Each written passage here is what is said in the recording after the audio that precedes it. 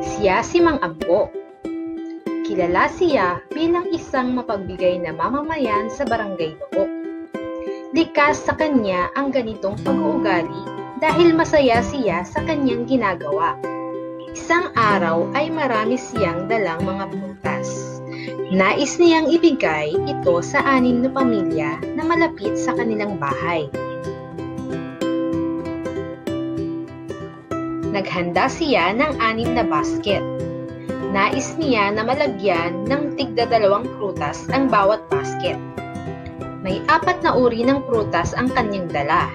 Ito ay ang 12 mansanas, 9 na saging, 10 pongkan, at 13 mangga.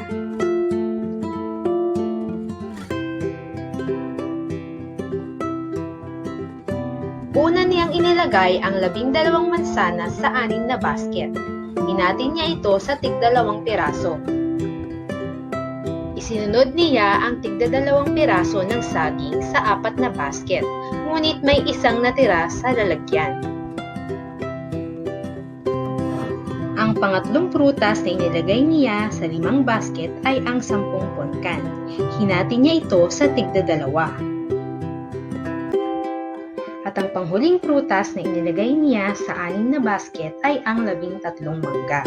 Hinati niya muli ito sa tig-2 at mayroong natirang 1 piraso sa lalagyan at ito ay kanyang itinabi.